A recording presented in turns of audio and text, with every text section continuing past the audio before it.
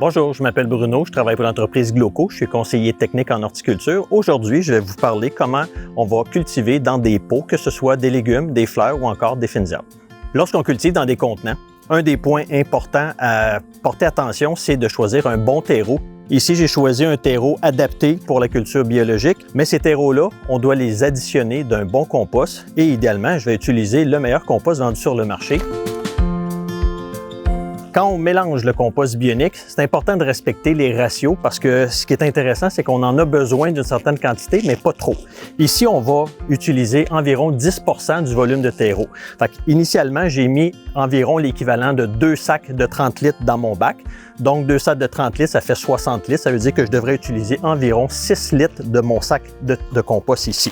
Bien sûr, j'y vais un petit peu à peu près. Je ne le pèserai pas pour être certain. Mais l'important, c'est de mettre une bonne quantité de compost qui va aider à garder une bonne biologie dans notre bac. On s'assure de bien l'incorporer.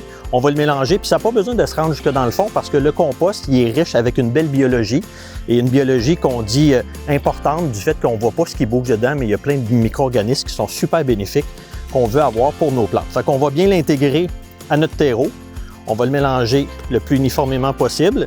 On peut le garder plusieurs années juste en faisant un petit apport de compost et de terreau frais à chaque saison. Une question qui revient régulièrement, c'est de savoir combien on va mettre de plants dans un bac. C'est important de comprendre que les plants vont grandir, vont profiter au cours de la saison. Donc, si on en met trop en début de saison, ça donne un beau look, c'est intéressant, c'est fourni, mais on ne leur laisse pas assez d'espace pour pouvoir continuer à profiter. Dans mon cas, moi, je vais choisir d'y aller uniquement avec le plant de tomate et je vais en mettre un seul. Le reste, je vais le compléter avec des fines herbes pour y laisser assez de capacité de terre pour garder l'humidité et être certain de passer minimalement une journée sans avoir arrosé de nouveau. Donc voici un exemple de ce qu'on peut réaliser comme plantation dans un contenant, dans un pot surélevé. Lorsqu'on met nos plants en pot, on a dit tantôt qu'on met du compost, bien évidemment le compost bionique, et on peut venir rajouter de l'engrais. L'engrais peut être mis directement au moment de la plantation, dans le trou de plantation, ou encore on peut le saupoudrer sur le dessus si advenant le cas qu'on l'a oublié. Fait que l'un ou l'autre, l'important c'est de l'incorporer un petit peu au sol. Fait qu'advenant le cas, bien, on en saupoudre un tout petit peu alentour du plant.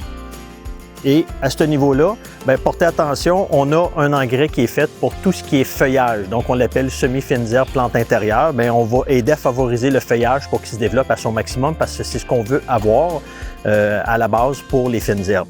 Quand on y va avec le plant de tomate, bien, on va choisir un engrais qui, lui, est un petit peu plus fort en potassium. Dans le cas ici, on prend du 4-1-9, c'est-à-dire un engrais qui va être plus fort en potassium pour permettre d'avoir des fruits qui vont se développer, mais qui vont surtout prendre pleine expansion au cours de la saison.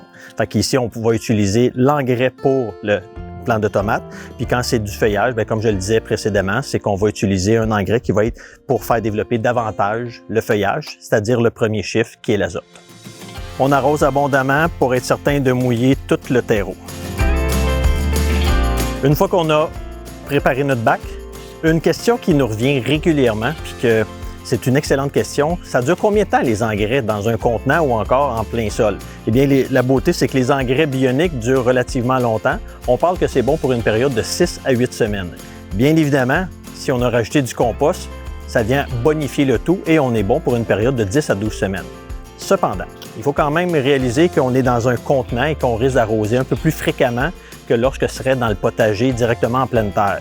Je vous dirais, pour avoir des bons rendements, on pourrait en mettre 2 fois dans la saison, que ce soit l'engrais pour les semi-fines herbes ou encore l'engrais pour les plants de tomates ou les piments et autres, là, tout ce qui fait des fruits et des légumes. Donc pour ça, bien, la beauté, c'est que ça n'en prend pas beaucoup, ça n'en prend pas souvent. Moi, je pourrais juste vous dire, bien, bonne saison puis bon jardinage.